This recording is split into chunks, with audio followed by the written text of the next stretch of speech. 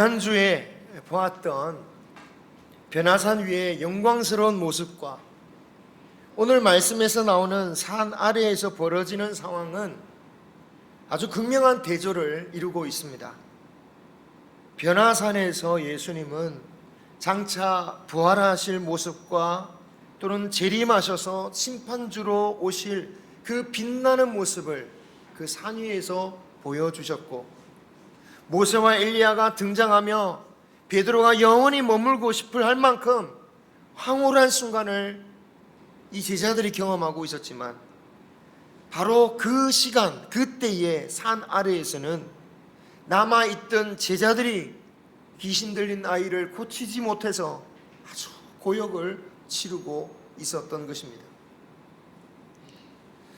남겨진 제자들이 병을 고치지 못한 이유가 뭘까? 아마 섭섭한 마음으로 시험에 들었기 때문이라는 해석을 하시는 분들도 있습니다. 예수님께서 12제자 중에 베드로, 야고보, 요한 이 3명만 딱 데리고 가신 거죠. 그래서 아마도 남아있는 제자들은 섭섭한 마음이 든 게 아니냐라는 겁니다. 정말 제자들이 그랬을까? 확인할 수는 없습니다만, 만약 우리가 제자들의 입장이었다면 어떤 마음이었을까?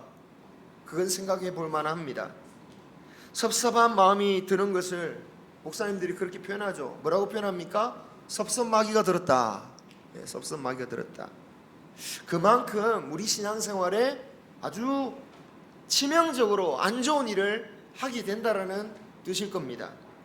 섭섭해지는 이유들은 다양하겠지만 근본적인 것은 결국은 나를 제대로 대우해주지 않았다 일 겁니다. 아마 차라리 다 대우를 받지 못하면 상관이 없는데, 어떤 이들만 더 특별히 사랑을 받는 것 같고 더 관심을 받는 것 같고 더 대우를 받는 것 같다, 그런 걸 느낄 때 우리는 섭섭한 마음이 들죠.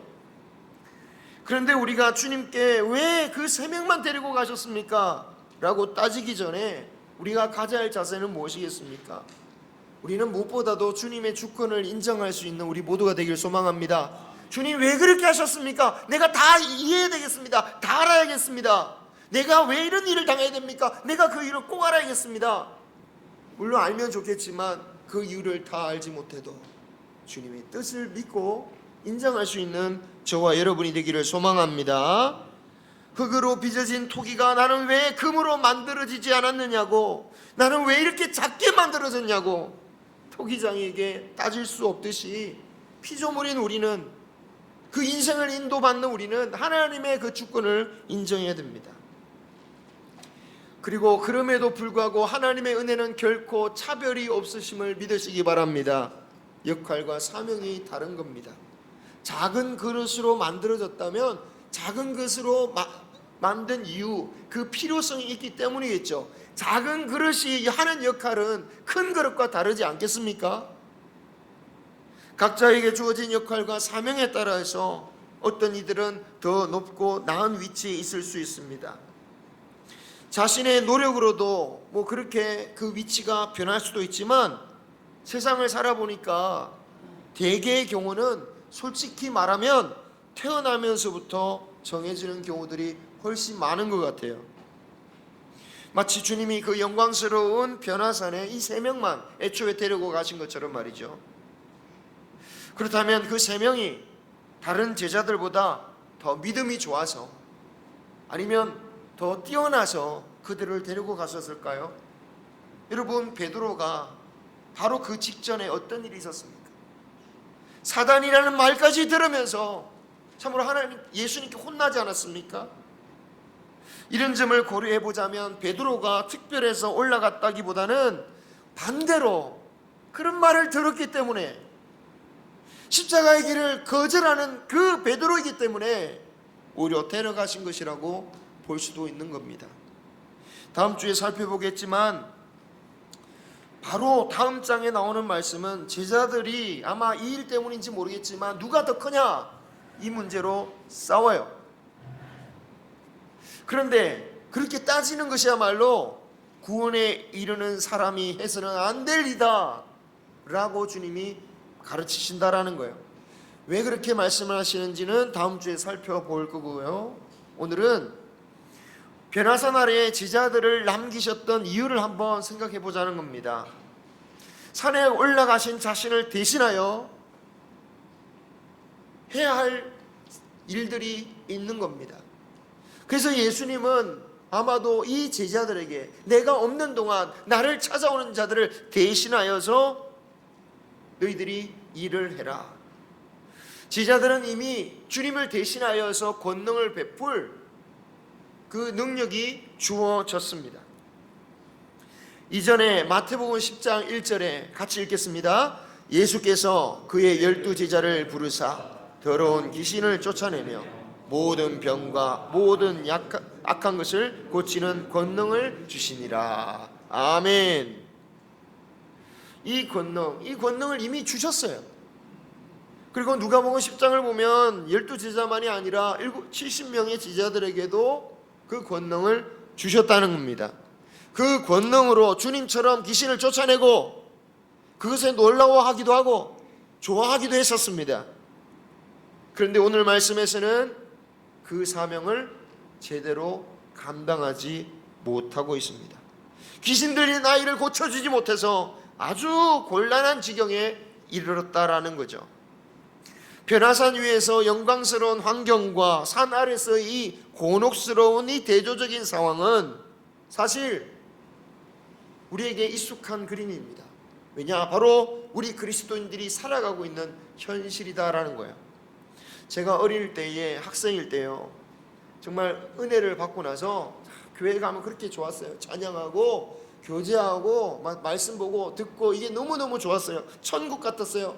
정말 너무 천국 같았어요. 그런데 집에만 오면 어떤 때는 지옥 같은 거예요. 주일날 밤에, 주일날 저녁이 지옥이 되는 거예요. 막 밥상이 엎어지고 막 그러면 지옥 가잖아요. 그때는 제가 도대체 이게 왜 무슨 일인가, 차라리 아유 내가 집에 안 들어왔으면 이 은혜 가지고 그냥 살 텐데, 집에 오면 지옥 같으니까 그런 생각이 들었는데, 어쩌면 이런 것이 우리 대부분에게 현실의 모습일 수 있다라는 거죠. 정도의 차이일 뿐이지. 은혜 받았다고 눈물 흘리고 잠시 기뻐하다가 또 현실의 삶에서는 무기력해지고 현실에 압도되어서 어찌할 바를 모르는 그런 삶을 살아가고 있다라는 거죠. 그러다 보니 어떤 분들은 아예 베드로처럼 변화산에만 머물고 싶은 거예요. 은혜만 받고 싶고 그냥 그래서 기도원에 머물고 교회에만 살기를 원하는 분들도 계셔요. 하지만 그 영광스러운 변화산에서 베드로를 산 아래로 주님께서 이끌어 오신 것처럼 성도는 은혜 받는 곳에서만 살아가는 존재가 아니더라는 겁니다. 그것은 하나님이 원하시는 것도 아니라는 겁니다. 그리스도인은 변화산과 같은 은혜로운 곳과 동시에 산 아래에 이 어두움과 귀신이 활개치는 이 현실의 세상, 이 두 곳을 동시에 살아가는 존재가 우리들이다라는 거죠.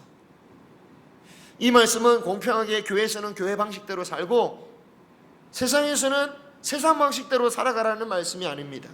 변화산의 영광을 바라보면서 이 어두운 세상 믿음의 능력으로 십자가의 길을 걸어가며 귀신을 이기며 물리치며 살아가라는 말씀인 거죠. 하지만 대부분의 우리의 모습은 오늘 제자들처럼, 남겨져서 있는 이 제자들처럼 어둠을 쫓아내지 못하고 어쩔 줄 몰라 하는 거죠. 어둠의 세상에서 무기력해집니다. 왜? 제자들은 그 힘이 없는 것일까요? 앞서 말씀드린, 아까 우리가 읽어본 지금 이 말씀처럼 그들은 이미 병도 고친 적이 있고요, 귀신을 쫓아낸 경험도 있었습니다. 그런데 이번에는 안 됩니다. 귀신 들린 아이의 아버지가 주님께 당신의 제자들이 고치지 못한다라고 하소연하니까 주님께서 이렇게 한탄하시죠. 시작. 믿음이 없고 패역한 세대여, 내가 얼마나 너희에게 참으리요. 제자로서, 성도로서 이런 말씀하시는 주님 앞에 참 죄송스러운 마음이죠.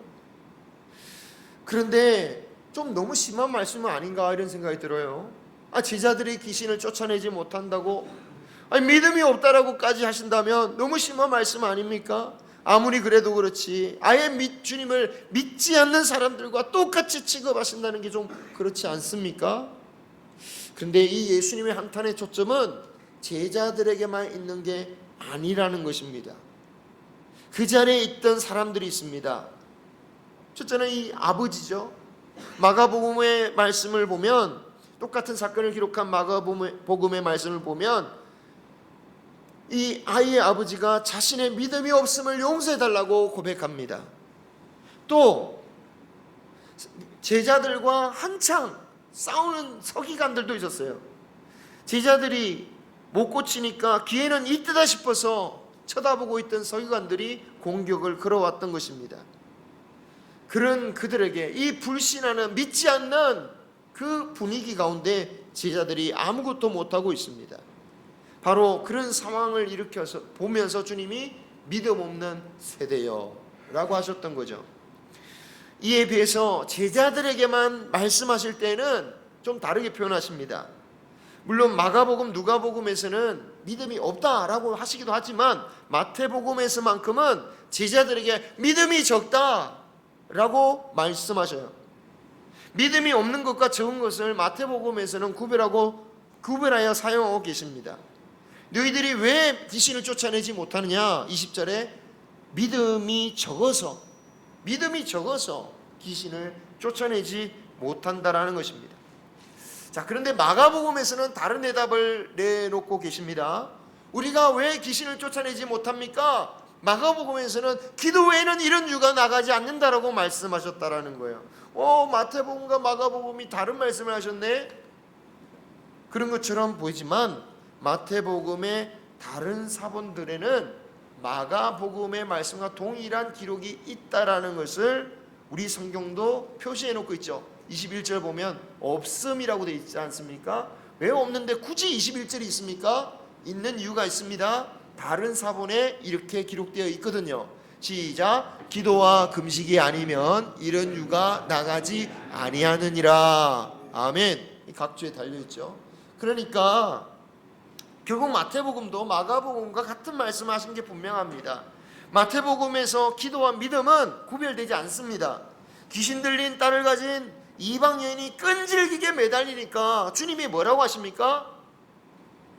끈질기게 매달리는 건 기도잖아요. 간구하는 거잖아요. 기도하는 건데 그걸 보면서 주님이 믿음이 크다. 그렇죠? 끝까지 주님께 구하는 것이 믿음이 크다라는 겁니다. 자, 이렇게 되면 믿음이 적다라는 말은 결국 제자들이 어떻게 했다라는 것입니까? 주님께 끝까지 매달리지 않았다라는 뜻이겠죠. 기도하지 않았다라는 것입니다. 마태복음에는 제자들에게 믿음이 작은 자라고 책망하시는 장면들이 여러 군데 나오죠. 오늘 말씀 이전에도 여러 번 있었습니다.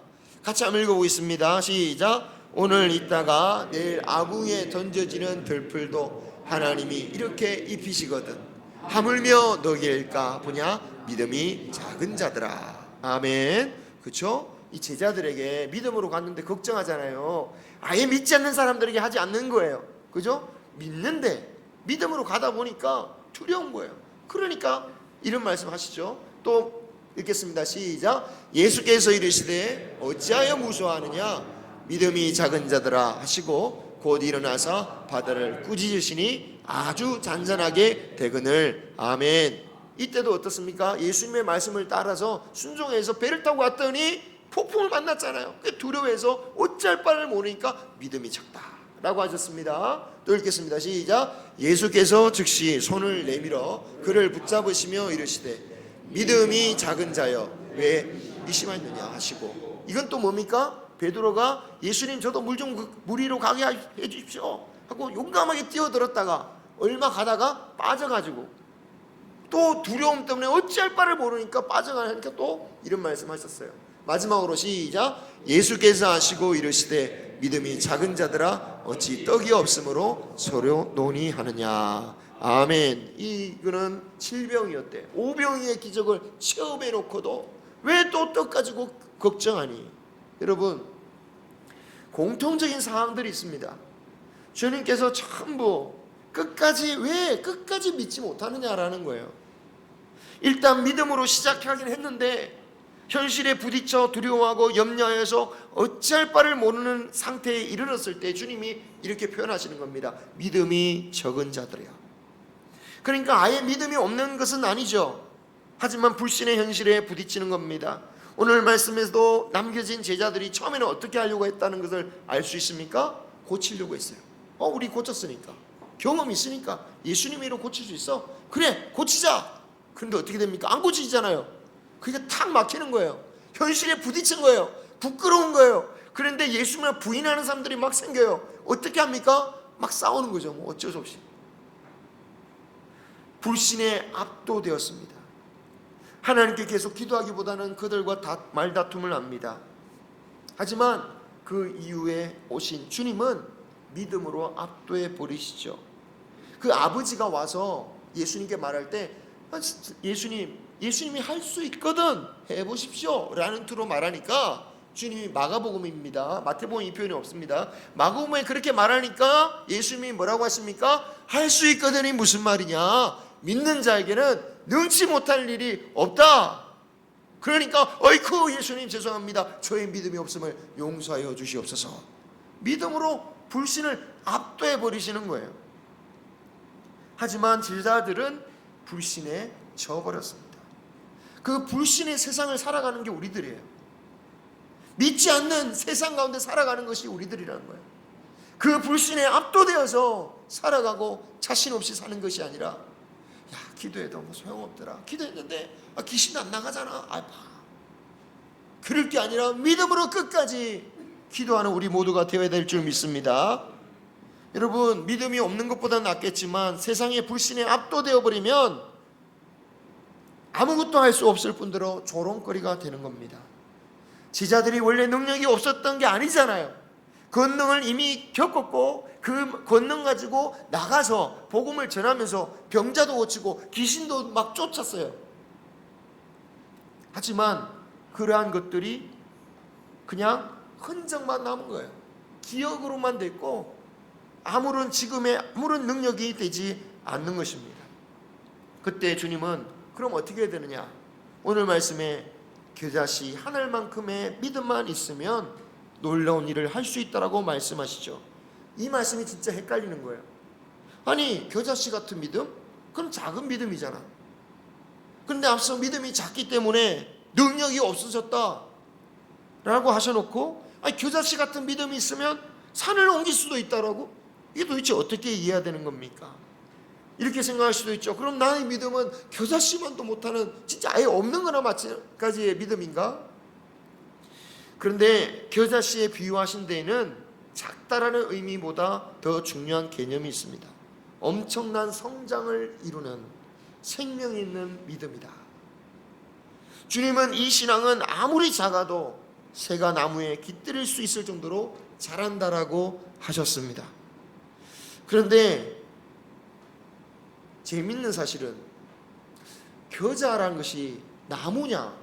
실제로 이스라엘 여행을 가보면 겨자가 나무가 아니에요. 풀이에요. 그 나무가 새가 와서 깃들일 수 있느냐? 없다라는 거예요. 그냥 키 큰 풀이다라는 겁니다. 그래서 성지순례 가면 도대체 이걸 어떻게 이해해야 될까 당황하는데, 사실은 주님께서 주신 말씀의 의도가 있다라는 거예요. 이 당시에 이 말씀을 들은 자들도 아니 겨자나무에 겨자풀에 어떻게 새가 오를 수 있느냐? 바로 주님이 그렇게 하신다라는 거예요. 그 사람이 능력이 대단해서 그 사람의 믿음이 강해져서 스스로 자라서 새 같은 것을 이길 수 있는 그런 풀이 아니라 하나님께서 그런 나무로 만들어 주신다라는 것입니다. 여러분, 믿음이 시간이 지나면, 작은 믿음이 시간이 지나면 저절로 큰 믿음이 되어집니까? 여러분, 정말 그렇습니까? 우리가 그런 기대로 그래 교회만 나오면, 교회만 빠지지 않으면 믿음이 언젠가는 좋아질 거야 라고 하지만 저는 그건 아닌 것 같아요. 믿음이 커지는 게 아니라 교회 생활에 익숙한 거예요. 교회 생활에 익숙해지는 거예요. 익숙해진다고 믿음이 좋아지는 건 아닙니다. 물론 익숙해지는 게 안 해지는 것보다는 낫겠지만 시험이 오면 새가 날아들면 그냥 익숙하기만 한 사람은 넘어질 수밖에 없는 거예요. 그런데 주님이 생명력 있는 그 믿음은 견딜 수 있는 나무로 자라게 하시고 그런 믿음을 통하여 산을 옮기신다는 이 일을 하신다라는 겁니다. 중요한 것은 생명력 있는 믿음이다. 그럼 생명력 있는 믿음은 어떻게 생깁니까? 주님이 하신 말씀이 이거예요.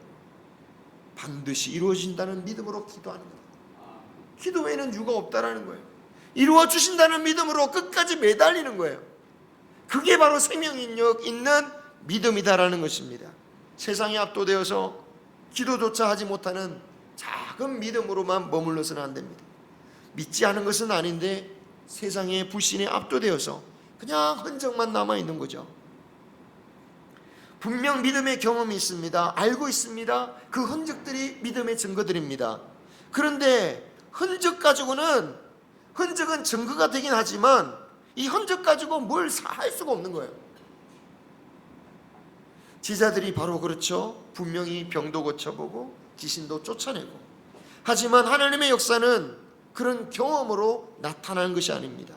하나님의 역사는 한번 습득하면 계속 할 수 있는 무슨 기술 같은 게 아니라 하나님께서 행하시도록 나를 믿음의 도구로 주님께 내어드릴 때에 나를 통하여 역사하신다라는 겁니다. 우리의 신앙이 과거의 영광, 업적만 있고 사실상 지금은 아무것도 할 수 없고 한숨만 짓고 변론과 분쟁만 남아있는 그런 믿음이 되지 않기를 소망합니다. 자, 그러면 변화산 위에서 영광을 맛보았던 제자들은 과연 어떻게 변했을까요? 궁금하지 않습니까? 그들은 겨자씨만한 믿음이 생겨났을까요? 주님께서 이 일 후에 이 귀신을 쫓아내신 다음 다시 한번 고난받으심과 십자가에서 죽음 그리고 부활에 대해서 예언을 하시는데 산 아래에 있던 제자들이 어떻게 반응합니까? 똑같이 반응하죠. 매우 근심하더라.